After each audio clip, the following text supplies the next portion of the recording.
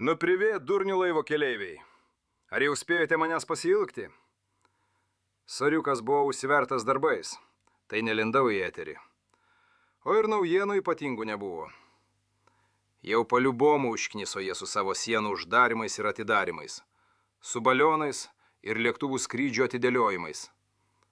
Kai išgirstu kalbant mūsų ministrų kabineto nemokšas ir jų tokia pat nesusitupėjusią vadovę, tai man pradeda niežėti visą kūną. Atrodo, kad visos Šančių rajono blusas man per nugarą ropoja. Kažkoks dežavu iš tų laikų, kai dar gatvėje gyvenau prieš operaciją. Nu, bet geriau pabazarinam apie svarbiausią šiuo metu pasaulyje tęstinį įvykį.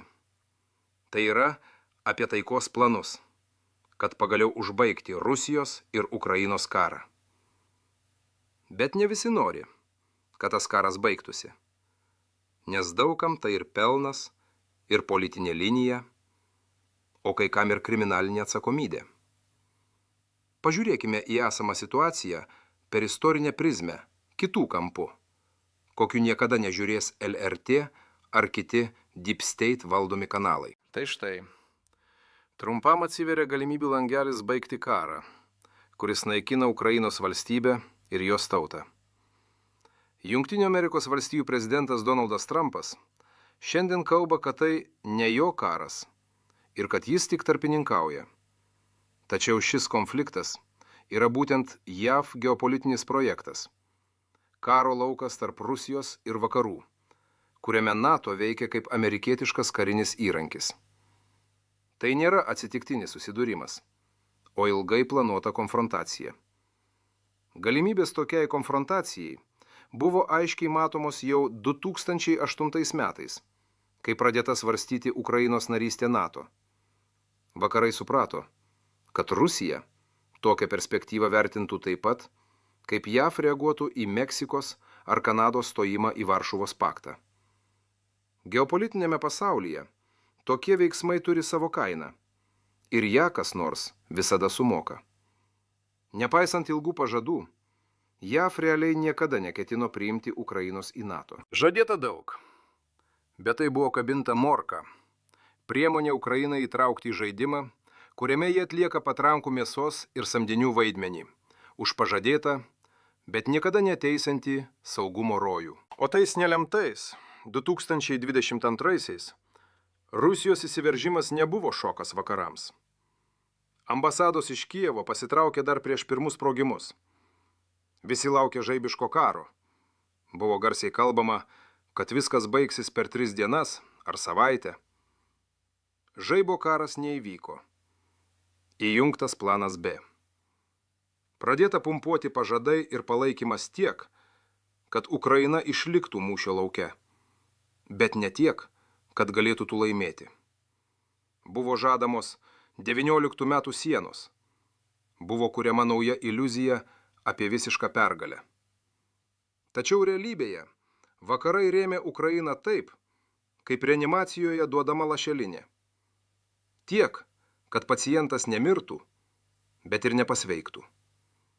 Sankcijos, kurios turėjo sunaikinti Rusijos ekonomiką, galiausiai smogė pačiai Europai. Šios klaidos, brangiai kainuojančios tiek žmonėms, tiek valstybei, atvedė į dabartinę aklavietę. Planas B tapo per daug nuostolingas. JAV pasiekė, ko norėjo. Susilpninta Europos Sąjunga, padidintos NATO karinės išlaidos, Nord Stream sunaikintas. Europa tapo priklausoma nuo amerikietiškų dujų ir ginklų. Dabar Vašingtonas nori uždaryti šį puslapį ir koncentruotis į Kiniją. Tuo metu padėtis fronte sparčiai blogėja, Ukrainos ir vakarų nenaudai. Pokrovskas ir Mirnohradas praktiškai jau prarasti.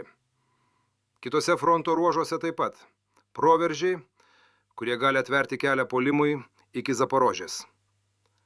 Net aistringiausi Ukrainos sąjungininkai atvirai pripažįsta, kad šalis artėja prie strateginio pralaimėjimo.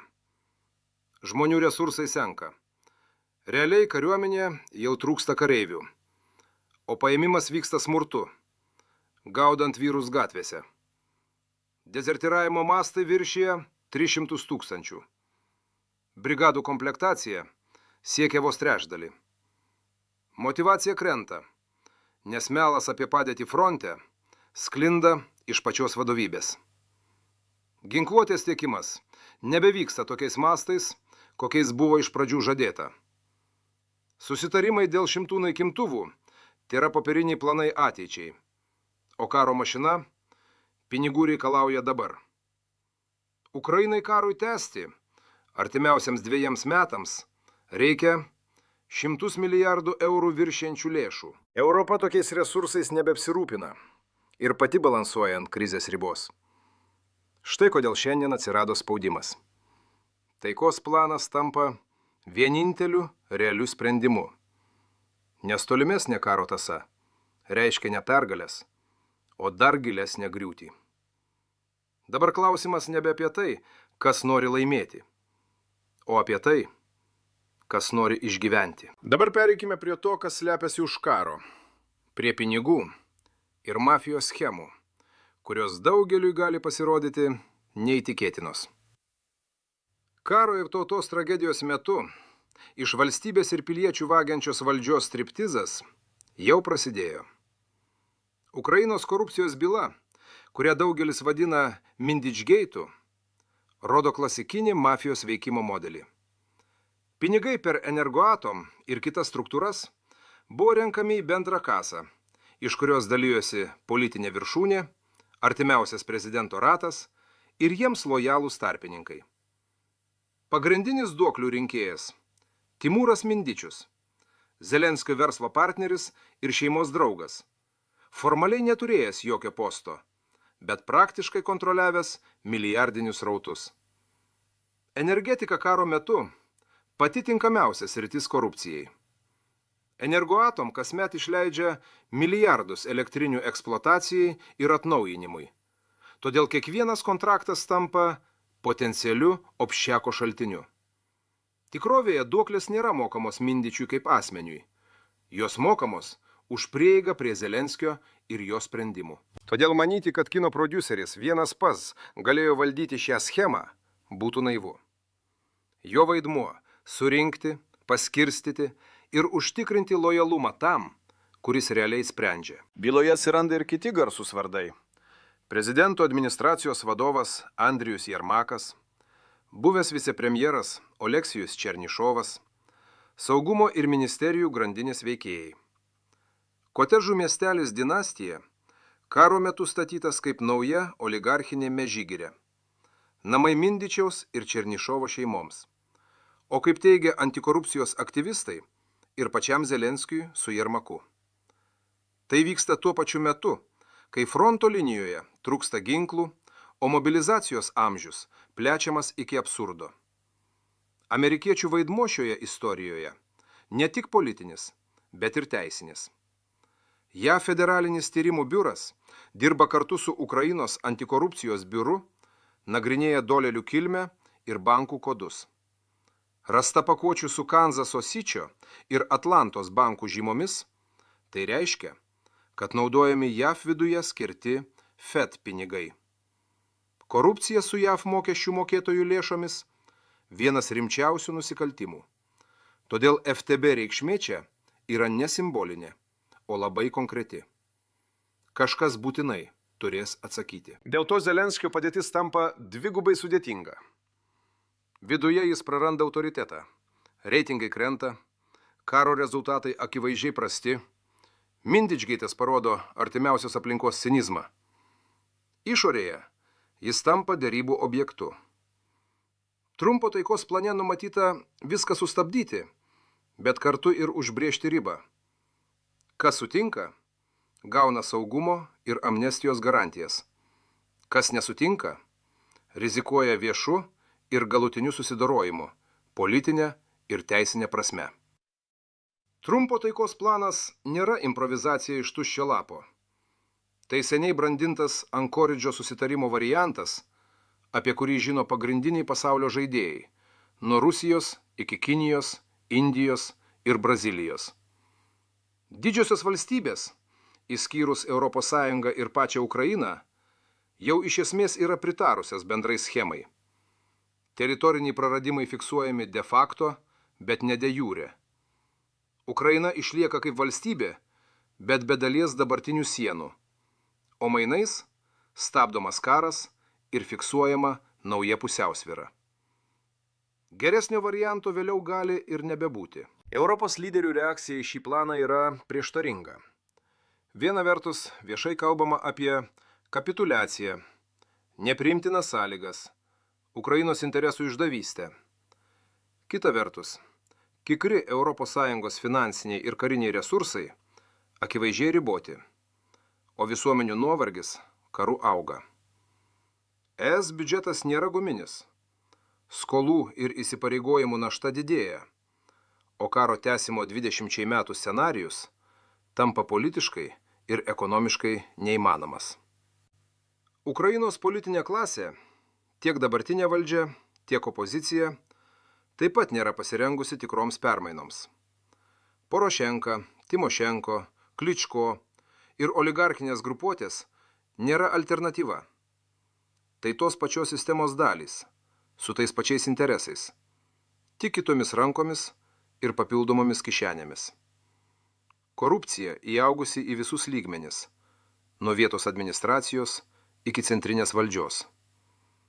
Todėl net po karo didžiausia problema bus ne atstatymo planai, o klausimas, kas valdys šią valstybę ir kokiu principu bus dalyjami atstatymo resursai. Pasibaigus karui neišvengiamai gresia ir socialiniai sprogimai.